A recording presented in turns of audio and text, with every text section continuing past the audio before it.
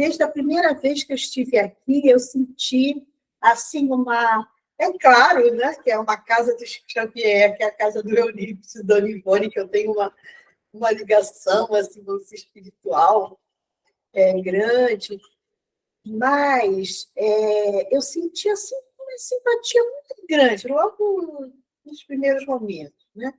Então, criou um nível de afeto, porque às vezes a gente vai a muitos locais, né?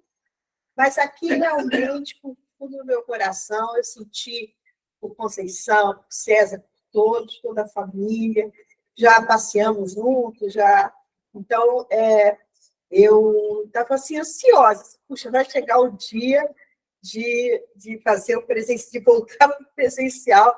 Muita gente diz, não, eu não quero mais presencial. Eu não, eu quero muito presencial. Domingo eu vou também estar no lugar presencial, porque eu acho que está fazendo falta, né? A gente está com as pessoas. E hoje eu vim trazer para vocês um assunto, um tema, que é um tema, vamos dizer assim, polêmico. São palavras de Jesus polêmicas, que uns entendem de um jeito, outros entendem de outro jeito, outros utilizam para como detratores até de Jesus. E aí a gente resolveu trazer para vocês essas palavras de Jesus para a gente conversar sobre isso, né? Então, o tema de hoje é esse. Quem é minha mãe e quem são meus irmãos, né? E vamos falar um pouco também sobre a parentela corporal e a parentela espiritual. E esse assunto está nesse capítulo 14 do Evangelho, né, segundo o Espiritismo, chamado Honrai o vosso pai e a vossa mãe. Então, esse é o tema, né, de hoje, como eu disse para vocês, e já causou durante todos anos e anos, séculos e séculos de debate e interpretações. Pode passar. Bom, aí a gente vai imaginar, vamos voltar, né, 2000 anos atrás, vamos imaginar Jesus, ele estava na casa dele, a casa dele, eu fui até depois até pesquisar, será que ele estava em Nazaré? Não, que ele estava perto da praia do mar. Então, ele devia estar em Cafarnaum. Ele estava em Cafarnaum. E aí, ele gostava muito, como ele já tinha uma multidão, gente, que vivia em torno dele, porque ao longo do tempo desses... Eles foram só 3 anos, mas ao longo dessa peregrinação de Jesus, ele foi reunindo em torno dele uma multidão que não queria mais se afastar dele. Quem conta muito isso é a dona Amélia Rodrigues, no livro, aquela baiana, escritora maravilhosa, está na espiritualidade com Joana, trabalha com Joana, né? E o tema dela é Jesus, então ela diz que era incrível, eram famílias inteiras, o pai, a mãe, os filhos, e eles eram assim como verdadeiros nômades, aquela caravana nômade que ia, cada vez crescendo mais em nome de Jesus. Então, Jesus pediu que colocassem sempre uma barca, né, um barco na beira da praia, para que a multidão também não se né, não houvesse confusão de se machucarem. Então, ele ia para um barco para poder pregar. Mas, nesse dia, ele tinha já pregado na praia e voltou para casa. Mas aí estava lá a multidão em torno dele, de maneira que eles não estavam conseguindo nem se alimentar. Então, nesse capítulo que Kardec escolheu, porque vocês sabem que o Evangelho segundo o Espiritismo, o que Kardec fez? Ele pegou as máximas morais do Cristo para organizar.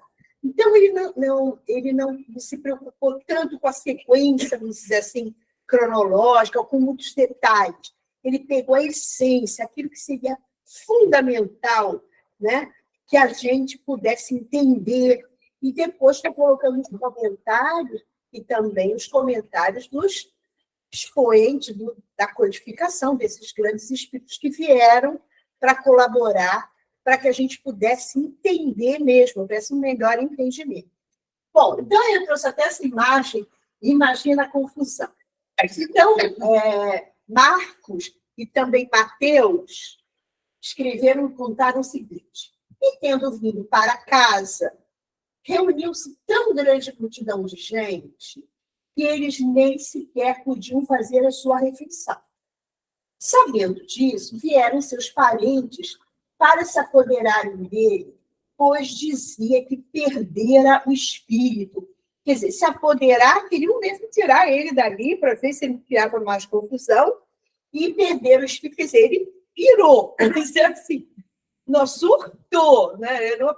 Por quê? Porque Jesus ele criava, né, toda essa comoção entre essa multidão, e os seus familiares, né, a gente sabe, muitos dos seus familiares não entendiam bem, né, essa situação, deviam passar também por umas situações difíceis, né, que a gente até vai falar um pouco sobre isso. Pode passar. E aí continua. Entretanto, tendo visto sua mãe e seus irmãos, e conservando-se do lado de fora, mandaram chamá-lo. Ora, o povo se assentaram em torno dele e lhe disseram: tua mãe e teus irmãos estão lá fora e te chamam. Eles lhes responderam: quem é minha mãe e quem são meus irmãos? E, perpassando o olhar pelos que estavam assentados ao seu redor, disse: eis aqui a minha mãe e meus irmãos. Pois todo aquele que faz a vontade de Deus, esse é meu irmão, minha irmã e minha mãe. Então, essa frase, né, nesse momento, criou estranheza, vamos dizer assim. Mas nós que estudamos o Evangelho, nós que conhecemos, né, toda essa trajetória de Jesus, a gente pode, não, em nenhum momento, é claro que vai passar na nossa mente que Jesus renegou sua mãe, que Jesus desprezou seus irmãos. Kardec, por exemplo, coloca que quando nós estudamos o Evangelho, nós temos que primeiro voltar no tempo e depois também imaginar se passaram 2000 anos e que o próprio Evangelho foi sendo muito modificado, palavras distorcidas, situações que a própria igreja oficial, séculos depois, distorce para caber dentro de certos dogmas, certas expressões mal traduzidas. O próprio Kardec, nós temos que tomar muito cuidado. Por quê? Porque quando você estuda o Evangelho de Jesus, ele é todo amor e caridade. Em todo momento, Jesus é amor, é acolhimento incondicional, não havia um menor preconceito. Né? Ele foi um revolucionário, entre aspas, na relação com a mulher. Né? Ele quebrou, ele chocou seus discípulos na relação com a mulher hemoísta, com a mulher lá da samaritana, né? Com a mulher adúltera. E aí, ele era só bondade, só acolhimento, só amor. Como que ia desprezar sua mãe, seus irmãos? Já ficávamos assim. Aí a gente resolveu perguntar assim, será que Jesus teve algum problema com a família? Será que ele foi maltratado pela família? Ou ele teve uma infância difícil, complicada? Quem são seus familiares? Né? Então, pode passar. Então, a gente fica perguntando assim. Aí a gente tem que lembrar um detalhe. Vocês lembram do livro A Caminho da Luz, do Emmanuel? O que o Emmanuel fala? Né? Que, dirigindo toda a orbe, todo o universo, que, aliás, não é só um universo, são vários universos, que a minha cabeça até dá um nó, só de pensar que existem vários universos, é complicado, né? Existe o Senhor do universo e as várias comunidades espirituais desses espíritos crísticos. E que um desses espíritos é o governador do nosso planeta. E que toda essa comunidade se reuniu 2 vezes. Uma para traçar as diretrizes da própria consolidação do nosso planeta. E a segunda vez, para planejar a vinda do governador do nosso planeta, que é a face da Terra. E aí a gente fica pensando aqui, né? O planejamento da vida de Jesus. A vinda de Jesus à face da Terra, ele, o governador do nosso planeta, foi planejada pela comunidade de espíritos puros e eleitos por Deus para trazer à família humana a lição de amor e redenção. Então, esse planejamento e o esquecer de quem seria a mãe dele, e o esquecer de quem seria o pai, dos seus familiares, dos seus discípulos, tudo estava planejado, gente. Todo o evangelho foi muito planejado. Porque essa era a grande lição de amor e redenção que seria dada para a humanidade. E é por isso que nós estamos aqui conversando, 2023 anos depois. Lembrando os acontecimentos mais assim incríveis. Jesus saiu lá da praia, do barco, e foi para a casa dele 2000 anos depois. Então, imagina que, não, a Maria não era assim uma mãe, aí Jesus... Que irmãos são esses? Quem são esses irmãos?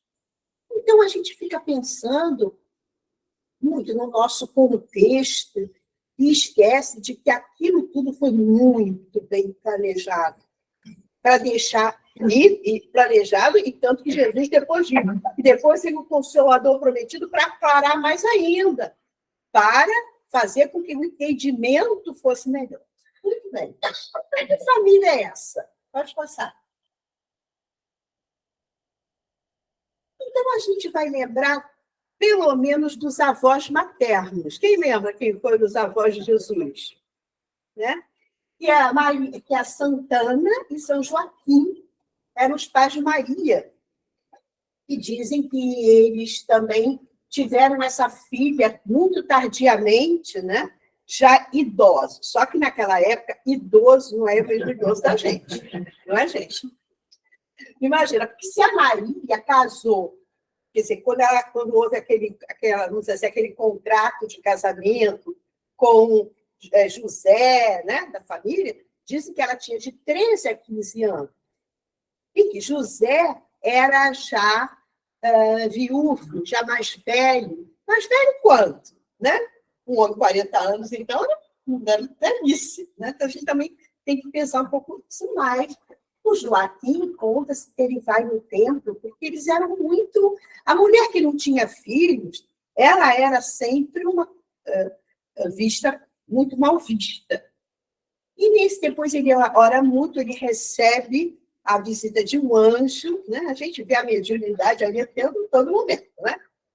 A visita de um anjo, e aí diz para ele, não, sua filha, a sua mulher vai ter um filho, sim, e coloca para ele a importância, quer dizer, já era a preparação, né? E aí, Santana tem Maria, né? A filha Maria, ela participa de toda aquela situação de Maria grávida, deve ter primeiro dito para a mãe, né? Tudo que aconteceu, ela conta para a mãe que ela viu um anjo e tal. A mãe vai ter que contar para o pai. E é o pai que tem que contar para José. Olha a situação. Então, às vezes, a gente esquece dessa situação dramática, gente. Maria, com 13, 14, 15 anos, devia ser uma menina, né, grávida. E ela aceitou, né? Porque você vê, essas pessoas, eles eram pessoas que viviam pudes, que viviam, trabalhavam para se sustentar, pagavam alto. Era uma vida muito dura, muito dura. E eles tinham essa vida dura para poder se autossustentar, e Deus, e a sinagoga, e a religião, e o Torá, que aquilo era a vida deles, era Deus, era o Pai. Então, quando Maria diz, o anjo diz assim, você vai ser, né, diz assim, você foi a escolhida, ela aceitou na hora. E conta para a mãe vai contar para o pai, e Joaquim conta para José. Então, pode passar. E aí, esqueci até de dizer, esses avós certamente foram avós muito especiais, porque certamente eles tiveram que administrar, foram os primeiros a administrar essa situação, porque um caso desses era de apedrejamento da garota. Então, eles tiveram que administrar toda essa situação. Bom, e aí Maria aceita, e a gente vai, ao longo do Evangelho, vendo os momentos que ela esteve com ele. Né? Quando ela esteve com ele, quando ele tinha 13 anos, que ele vai, né? Ele é encontrado lá no templo, não é? E muitos outros momentos do Evangelho, e no momento crucial da crucificação, né? No primeiro momento em que Jesus, o milagre, né, entre aspas, de Caná, ela que está lá. E ela conhecia, ela sabia o filho que tinha. Ela sabia o filho que tinha, porque ela chega para ele e diz assim, meu filho, acabou o vinho. Ajuda o seu amigo. Porque aquilo ali era uma situação muito difícil. Quando o vinho acabava, né, numa festa dessas, era uma coisa muito como se fosse uma premonição de que o casal ia ter muitos problemas, não ia ter prosperidade, não era uma coisa nada boa. E Jesus, sem titubear, a mãe chegou para ele, meu filho, olha, acabou, ajuda. Olha assim, quer dizer, ela já tinha visto ele fazendo aquilo, uma coisa muito normal, e ele vai e faz. Então, ela já conhecia quem era ele, desde o início, né? Quando ela vai lá na Isabel, na prima, né? E o bebê, João Batista, vira no ventre, e Isabel fala assim, bendita, né? Bendita sejas tu, ela disse, a Deus me glorificou, que eles já tinham noção do que era, né? Então, Maria, certamente, foi uma mãe maravilhosa para ela, e, na minha opinião, ela teve que ser mediadora de muitos conflitos, né? Entre o filho e as outras pessoas da família que não viram com bons olhos desde o início essa situação. Não viram, os familiares não viram, tanto do lado de José quanto do lado de Maria. Vamos lá para o José agora. A gente fala do pai. E o pai? O pai é uma pessoa maravilhosa, incrível, eu tenho uma admiração incrível com José, gente. Presta atenção. Aquele homem, quando ele sabe que chega o Joaquim para ele e diz assim, a menina está grávida, imagina a cabeça de José. Ele sabia que não era o pai, não era ele. Então, ele ficou... Então, os evangelhos falam um pouco, dizem assim, que ele tomou uma decisão antes do sonho, antes de aparecer o anjo, ele tomou a seguinte decisão, ele não quis, porque ele era o único que podia apontar para ela, e se ele apontasse para ela, a lei ia ter que ser cumprida. Ele sabia que não podia, se ele fizesse isso, a menina estava perdida. Então, ele resolveu que ele não ia fazer isso publicamente, mas queria renegá-la em segredo. Como se dissesse assim, também eu não vou querer nada, coisas. Só que naquela noite ele teve um sonho. E aí o anjo apareceu para ele e disse assim, nossa, cara. Ela foi realmente... o filho é do Espírito Santo, entregou esse filho para ele. Né? O anjo disse, entregou para ele cuidar. E disse para ele assim, você case com ela, você não a renegue. E ele aceitou. No dia seguinte, ele era um homem, ele casa com ela. Se a gente voltar para o tempo e pensar que sociedade era aquela, que era capaz de lapidar, como fez com muitas, uma menina de 13, 14 anos ficou grávida, sabe lá como? Então, imagina que sociedade era aquela. E José aceitou, no dia seguinte, ele era outro homem, ele aceitou tudo. Aceitou aquele menino como filho dele. Sabe lá o que não passou. Depois, quando ele teve que levá-la, né, que essa história também é uma história que muita gente ouve, que não era bem assim, não. Ele teve que levar ela, e a gente sabe que foi um parto, foi uma situação daquelas difíceis, Muitos familiares lá em Belém, que ele procurou, acho que viraram as costas para ele, mas ele teve essa criança naquele, como é que se diz? Estrebaria. Naquela estrebaria. Então, ele cuidando, porque era ele que tinha que cuidar. Ela estava naquela situação. Tempos depois, ele recebe a notícia dos magos de dizer: foge, porque Herodes vai mandar matar o menino. Você foge, porque vai ser fácil localizar. E aí ele foge para o Egito com aquele bebê. Você imagina o que foi para ele? Né? A gente pode imaginar aquelas estradas, aqueles lugares terríveis. E ele vai e fica morando no Egito, uma temporada. Porque ele não era só... Jesus não estava sendo só perseguido por Herodes, estava sendo perseguido também por aqueles pais cujos filhos morreram naquela matança dos inocentes. Quantos bebês, quantas crianças morreram por causa de Jesus? Então, olha que responsabilidade de José, que às vezes a gente esquece, porque ele era muito todo quietinho, ele ficava lá na sua capidaria, pouco se sabe de José. No entanto, ele foi fundamental para a cristandade. Se não é José e o cuidado que ele teve, a segurança que ele teve, Jesus podia não ter sobrevivido. Então, o pai e a mãe de Jesus foram muito bem escolhidos. Os avós foram muito bem escolhidos. Né? Pode passar. E aí a gente fica pensando assim, irmãos, o Evangelho sempre houve entre os historiadores e os arqueólogos estudando essa coisa do irmão consanguíneo, né?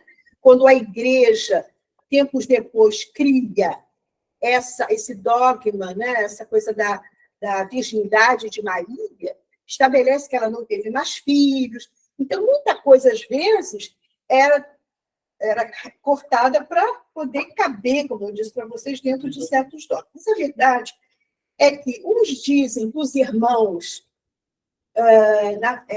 naquela época, os primos, e ele tinha muitos primos, sim, também eram chamados de irmãos. Havia, na época, esse hábito de chamar primo também de irmão. E, enfim, uma série de situações que, na verdade, ninguém consegue provar, não há uma prova histórica de que ele tenha tido um irmão consanguíneo, de que Maria tenha tido outros filhos. Tem muitas situações, né? Então, Kardec coloca assim, por quê? Aqui está dizendo, os irmãos eram hostis a ele. Os irmãos não aceitavam o evangelho, quer dizer, esse trabalho de Jesus, todo como é que se diz, essa missão de Jesus, não aceitavam, não entendiam absolutamente.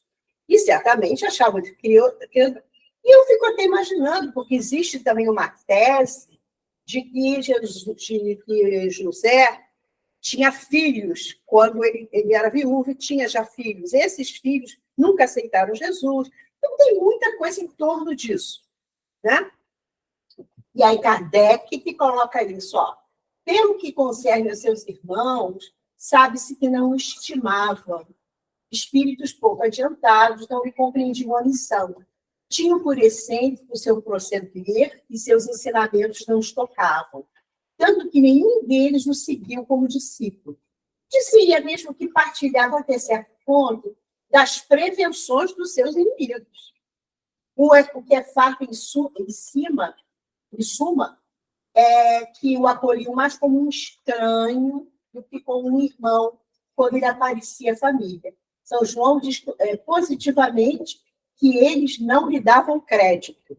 Então, João, que teve uma relação mais próxima com Jesus, disse: esses irmãos, essas pessoas, eles não davam crédito, eles não acreditavam naquela missão de Jesus, e certamente tudo aquilo, aquelas multidões, aquelas situações, deviam incomodar a família. Né?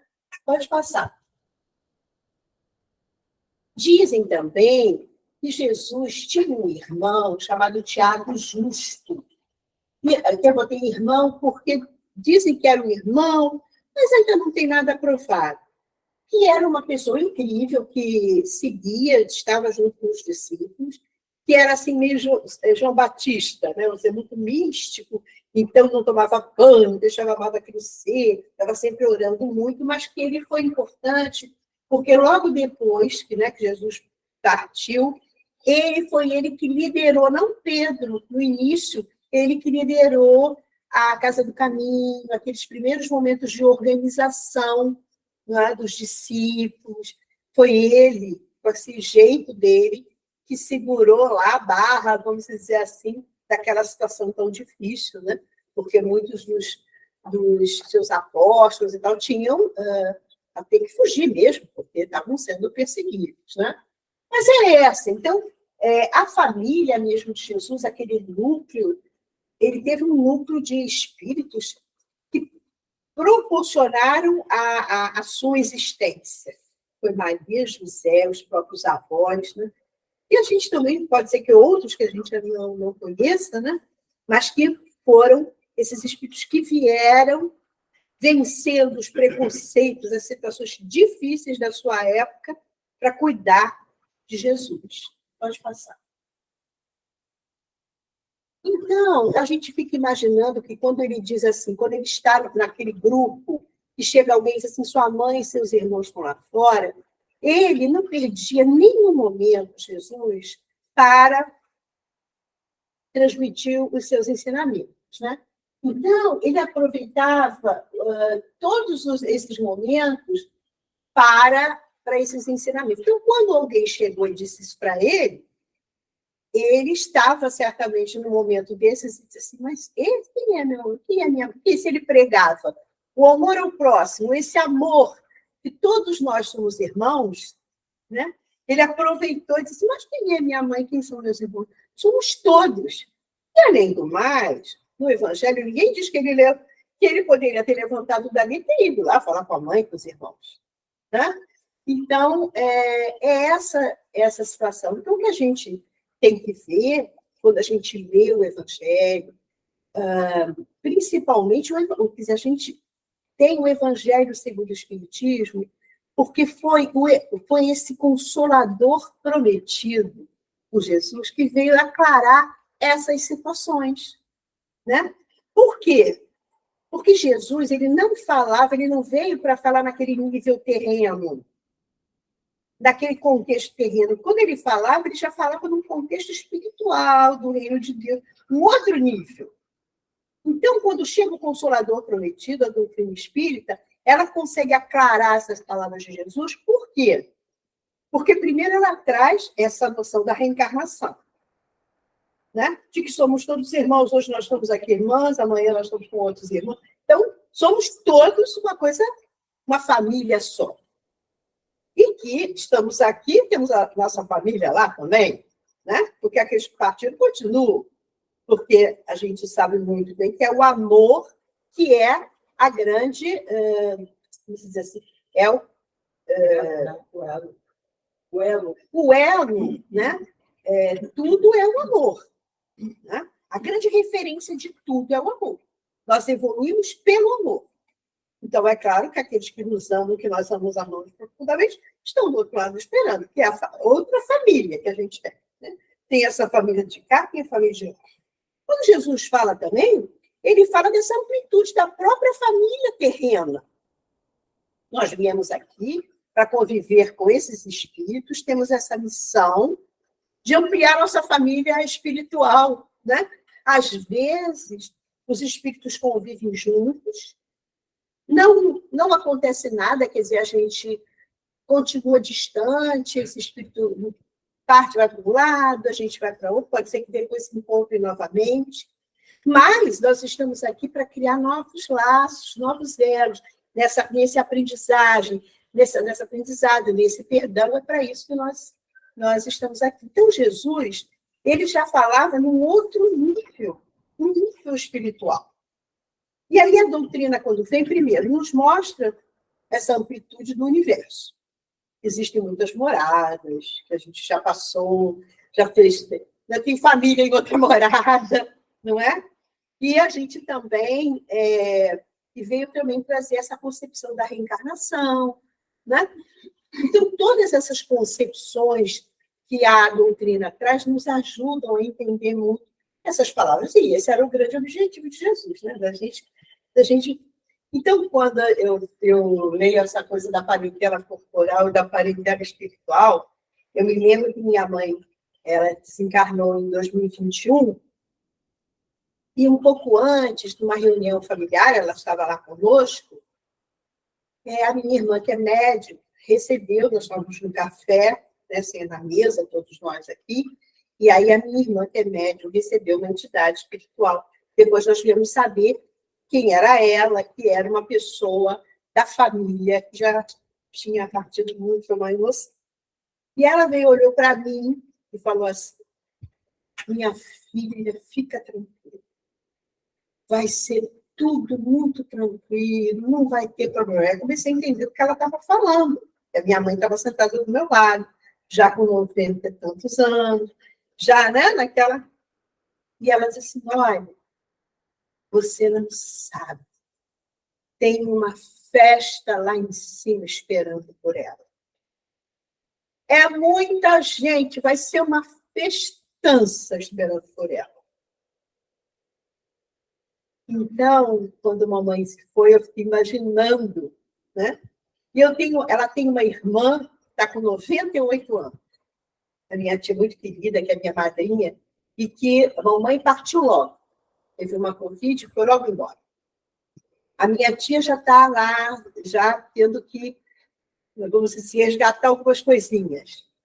Mas esse espírito já veio e falou assim, fiquem tranquilos, porque tem outra festa aqui. Assim, vocês não imaginam, as irmãs, os pais, os avós, tá todo mundo lá. Aí eu fiquei assim, que inveja, será que eu também vou ter uma festa? Quando eu estava me escutando, eu estava vendo isso, eu pensei, será que vai ter alguma festa lá me esperando? Eu fiquei criando essa esperança, né? A esperança é a última que morre. Mas é isso, gente. Mas é a verdade. Dois espíritos que cumpriram sua obrigação, foram mães carinhosíssimas, mães que, né, só trouxeram alegria, só trouxeram o amor para os seus filhos. Eu dizia para a mamãe, minha mãe só cumpriu a sua obrigação, deixou muito amor para a sua família, então, quando chegar lá, é só amor. Né? Então, essas coisas... A mamãe foi se tornando, né? Porque os filhos foram se tornando. Ela foi se tornando. A curiosidade até para eu entender como ela entendia. Não, ela começou a entender, porque nós fazíamos o culto no lar, líamos tudo, ela frequentava os centros conosco, onde nós íamos, ela ia, então ela sabia, né? Que ia ser bom, mesmo porque nos últimos momentos, nos últimos dias, ela viu o pai, aquela coisa que a gente sabe, eu sei que eu estava sentada do lado dele, vi a mãe, mas cadê minha mãe? Agora não está, mamãe, mas aí eu divertia ela fazendo outras coisas. Minha mãe, ela estava aqui. Então, ela já estava sendo preparada, né? Então, nós, graças a Deus, sabemos disso tudo, né? Então, quando Jesus falava, meu pai e minha mãe, são vocês todos, são todos que cumprem, né, a vontade do meu pai. E é claro, bom, vamos continuar, porque a gente vai falar de Maria mais adiante. Pode seguir. Então, eu peguei esse trecho desse livro, o Evangelho Redivivo, da Fé, que diz assim, a despeito dos laços transitórios do sangue, porque, na verdade, é tudo laço transitório. Chega lá em cima, né? Somos todos irmãos, filhos do mesmo Pai, que é Deus. E não importa a cor, a raça, a religião, o credo político, que cada um pertence. Estas coisas são transitórias e deixam o espírito no órgão que desencarna. Então, a gente fica pensando, quando que as pessoas perdem tanto tempo, né? Presas a preconceito, presas a esses credos políticos, fazendo com que isso seja motivo de desunião, de muita crueldade com os outros, né? Isso mostra, infelizmente, que a gente sabe que acontece muito, nós ainda estamos, né, quantos, né, de nós ainda caminhando, né, ainda faltando muito para poder chegar, e Jesus já, tudo ele dizia, somos todos irmãos. Quando a gente chega lá do outro lado, acabou, né?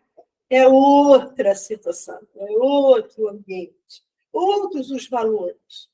E, infelizmente, no nosso mundo, a gente vê ainda as pessoas, né, presas a essas situações tão complicadas. Pode passar. E ainda tem mais uma coisa, vou falar rapidinho, mais uma coisa que é o seguinte, nesse capítulo 23, chamado Estranha Moral, olha que Jesus ainda fala olha isso. Jesus fala assim, abandonar pai, mãe e filhos. Ele diz assim, e todo que deixar, por amor do meu nome, a casa, ou os irmãos, ou as irmãs, ou o pai ou a mãe, ou a mulher, ou os filhos, ou as fazendas, receberá 100 por 1 e possuirá a vida eterna. Meu Deus, Jesus está falando uma coisa dessas. Aí agora é para poder separar, renegar a família, desprezar. Exatamente o contrário, aí Kardec coloca, né? Porque, gente, como eu estava falando, Jesus ele vem falar no nível espiritual. Nós todos, quando viemos, temos uma família, nós temos uma grande responsabilidade, por isso é ele que fala, honrar vosso pai e vossa mãe. Nós temos muitas responsabilidades com essa família, esse núcleo terreno. Mas todos nós temos uma missão espiritual. Todos nós viemos com algo para poder nos desenvolver, no sentido da evolução. Todos nós. Então, eu vou contar a história. Kardec, por exemplo, ele ficou nesse capítulo, eu não quis me estender muito, mas nesse capítulo, fica com um trabalho de casa para vocês lerem, ele fala quantos filhos, quantos pais tiveram que entregar seus filhos para ir para a guerra, para defender a pátria. E eu vou contar uma história rápida para vocês de um menino que morava até aqui perto de Copacabana, com a mãe e a amiga.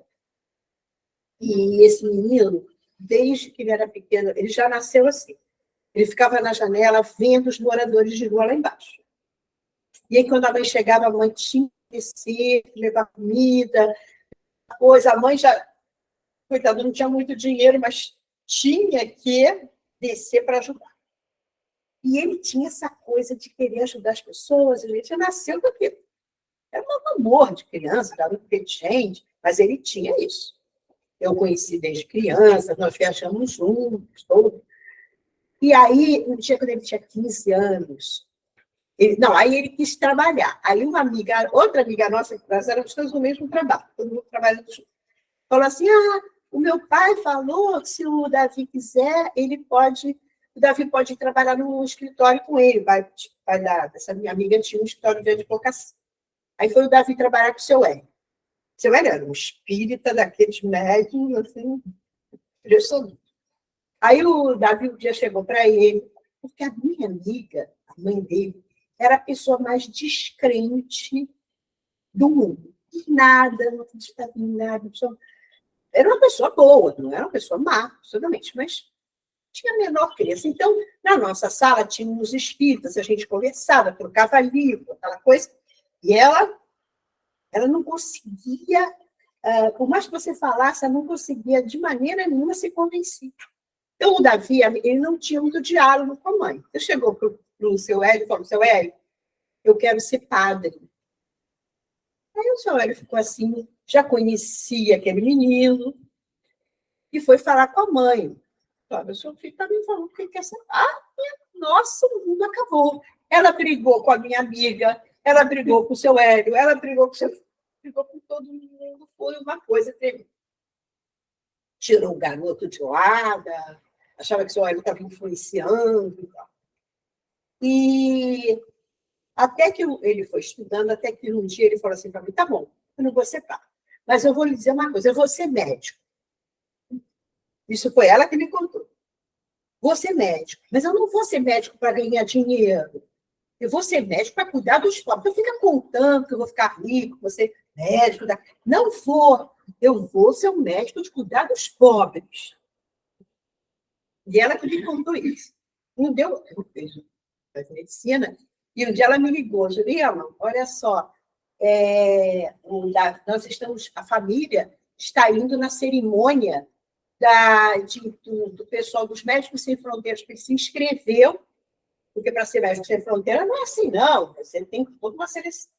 Então, a família assistiu, ele recebeu aquele diploma da dona Zilda Arnes, uma coisa linda, maravilhoso. E lá foi. Aí foi anos na África, na Ásia, naquela coisa mais horrenda que tem no mundo. Os lugares mais horrendos que tem no mundo, esse menino foi. Aí um dia eu estou trabalhando na minha sala, entra ele, eu disse, isso que você está fazendo aqui? Tia, eu tinha que vir me dizer que a minha vida inteira eu senti saudade da sua torta de pêssego. Você o quê? Eu sou uma péssima cozinheira, não sei fazer nada. Mas aquela torta de pêssego super, daquelas que você compra aquele saquinho no supermercado, eu sabia aquilo, mas eu fazia, porque era pronto. Botava pêssego em calda, as crianças comiam, que a gente viajava, eu levava vários daquilo para... Quantas vezes eu estava em determinado lugar, ficava pensando, ai, que saudade. Eu falei assim, meu Deus. E aí, há pouco tempo, tem 2 anos, foi na pandemia, a mãe, ele ficou preocupado com a mãe, que a mãe dele mandou umas fotografias que ela estava com umas manchas na pele. Ele ficou preocupado com a mãe e veio para ver o que era isso que a mãe tinha. E nós tínhamos, todos os aposentados, nós, os amigos, tínhamos estado jantando todos. E 2 ou 3 dias depois, a Lídia me liga e diz assim, Juliana, o Davi morreu. E eu gostei muito a entender, porque eu não consegui entender o que tinha acontecido. Ele veio e levou a mãe no médico. Quando eles estavam sentados, assim, com o médico, ele pediu para ir no banheiro. Foi no banheiro, dali caiu e não levantou mais. Foi muito difícil, né, a gente aceitar isso. E aí eu fui no velório inteiro desse... Gente, o que eu assisti? A comunidade porque a comunidade, Médicos Sem Fronteiras é da Cáritas, que ela é da Igreja Católica. E ele, quando ele já tinha 15, 14 anos, ele já estava na igreja, a mãe querendo ou não querendo. Ele foi para uma dessas igrejas de Copacabana e ele já foi para lá. Então, ele devia ter em outras encarnações essa ligação, né? E ali, o enterro dele, veio bispo, veio todo mundo, eram freiras, eram irmãs, eram várias comunidades, era o pessoal do Médicos Sem Fronteiras. Eu nunca vi uma coisa daquelas. E os discursos falando dele, da bondade. Aí teve uma pessoa que falou, um senhor que era também médico, que tinha viajado, tinha trabalhado com ele nas missões mais tremendas, disse assim, eu fico pensando assim, naquela cena, né? Imagina quando Jesus chega na praia e chama, né? Quem gostaria de segui-lo, ele estaria vindo correndo para seguir Jesus. Porque ele era assim. Então, este menino, ele abandonou a família? Não, ele tinha uma missão, esse menino. Ele abandonou a mãe, abandonou os familiares, abandonou tudo. Não, ele tinha uma missão, é isso que Jesus fala. A gente, às vezes, tem uma missão que é a vontade de Deus, é aquele espírito que veio para fazer uma coisa muito grande. E que, às vezes, ele teve que passar uma temporada longe da mãe, do carinho da mãe, dos irmãos, para poder realizar essa missão. Então, a gente já tem que entender muito o que é, né, as palavras de Jesus, porque nós temos, assim, uma responsabilidade com a nossa família terrena imensa, mas também temos a nossa missão espiritual. Quantas pessoas que eu conheço que frequentam o centro, mas que o marido não deixa, ela vai, o marido fica em casa chateado, os filhos não gostam. Então, é uma situação, né, assim, grande de conflito que, às vezes, a pessoa tem que administrar para que ela possa cumprir aquilo que está dentro do coração dela e que é justamente o caminho dela de evolução. E aí, para terminar, gente, porque às vezes eu falo, ai, meu Jesus, a mãe, ele, né? A mãe, a Maria, é um espírito assim tão incrível, né? Que eu trouxe esse livro, que eu não vou ler para vocês, todo esse capítulo em que Maria, depois que Jesus entrega a ela João, né? E aí a gente fica pensando, cadê os irmãos? Ele teve que entregar a João, não é? João, então, leva ela para Éfeso. Lá diz que tinha uma cabaninha, uma casinha que foi doada para ele, e ele ficou morando com ela lá. E nesse lugar que possivelmente fizeram tantas pesquisas, a tradição oral diz que era nesse local, construíram essa. Mas por mais que eu saiba que ali aquela construção não é a construção original, só de estar ali naquele lugar que Maria passou por ali, para mim já era o máximo, né, em Éfeso. Eu nunca fui a Éfeso, mas eu fico imaginando. Então, esse livro aqui do Humberto de Campos, que ele conta, né, que quando ele desencarnou, Humberto de Campos era um grande brasileiro e tal, ele disse que quando chegou na espiritualidade, ele viu muitas histórias de Jesus que não estão no Evangelho. Muita coisa que estava lá, tipo assim, certos bastidores. Né? Então, ele selecionou alguns e trouxe. Então, ele conta que um belo dia Maria estava em casa, as pessoas iam lá, muitas pessoas pobres, já conheciam que ela era mãe de Jesus, afinal de contas, né? E ela ajudando e tal. E que um dia chega um mendigo, e ela atende esse mendigo e tal, só que ele estica as mãos.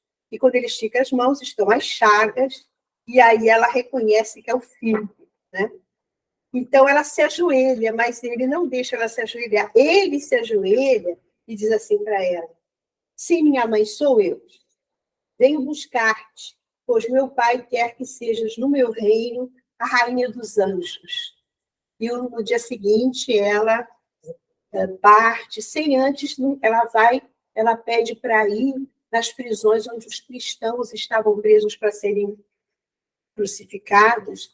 E aí ela chega num lugar terrível, tinha uma moça, né, que estava já condenada, e ela inspira essa moça a cantar. Então, ela começa a cantar. E aí ela parte. E aí é como diz aqui Humberto de Campos, né, que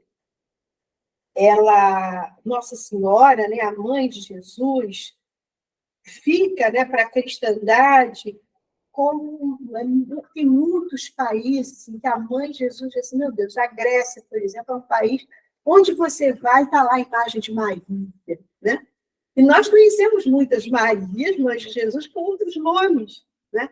Porque realmente ela é um espírito, ela é vamos dizer assim, essa entidade espiritual depois de Jesus que muitos amam, acredito, a gente conhece histórias da Maria de Nazaré, né? O Hospital Maria de Nazaré, né? no livro Memórias de um Suicida, é muito impressionante. Então, essa devoção, esse amor a Maria é muito grande. Né? E a gente pode imaginar o que ela passou para poder cuidar de Jesus e cuidar e protegê-lo. Né? Então, tem muitas coisas que a gente precisa saber, e o mais importante agora é isso, é que a gente, quando lê o Evangelho, ou a Bíblia, a gente tem que ter muito cuidado, né? É por isso que o Evangelho segundo o Espiritismo é muito importante, porque ele tem as máximas, né? Aqueles pontos cruciais, né? Do ensinamento de Jesus, e as explicações segundo a doutrina espírita, né? Para que a gente possa entender melhor. É isso aí, gente. Obrigada.